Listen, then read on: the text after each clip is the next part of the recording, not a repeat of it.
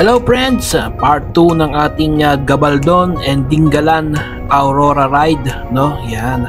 Paalis na tayo ng Lupinga River dito sa Gabaldon, Nueva Ecija. Nakita nyo naman, napakaganda talaga ng ating first drop, dito sa Lupinga River. Yan. Meron tayong nakasalubong na mga lovebirds, Yan.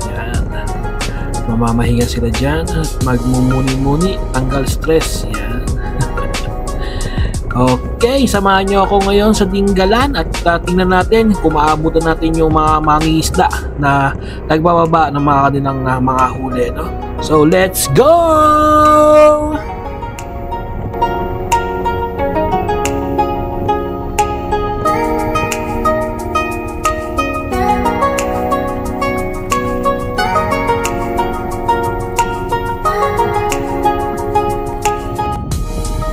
Dadaanan natin ngayon dito yung bayan ng Gabaldon.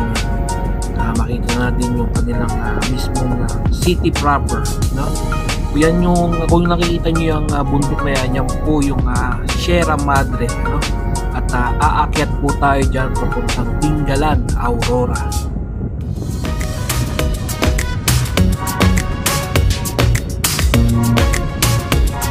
At ito na nga po, papasok tayo ng city proper ng Gabaldon, Nueva Ecija. Makikita nyo yung kanilang palengke, simbahan, mga grocery store, yan po natin, At papaakyat na po tayo, malapit na po tayong papaakyat ng bundok ng Sierra Madre,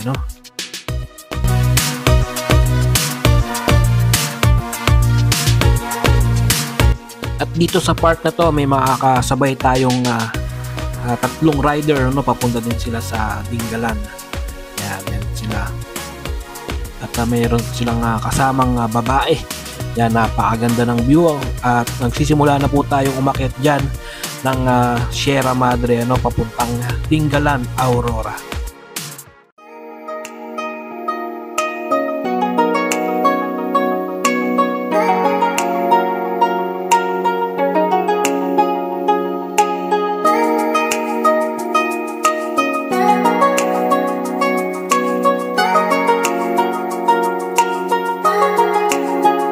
Part na to mga friends, at malapit na tayo sa port ng Dingalan, Aurora. Ito na siya, makikita nyo na yung dagat, Pacific Ocean po yan mga friends, at makikita nyo dyan yung mga bangka. Yan. Dito hindi na natin naabutan yung mga mangingisda na natapos na yung kanilang pagbebenta ng mga nahuli nila, Yan, mga nakadaon sila. At ito yung ating mga followers, mga kaibigan natin. Hello mga friends, shoutout po sa inyo, mga tiga-palayat po sila. Yan yung ating mga mangingisda, galing Pacific Ocean po yan, mga yan.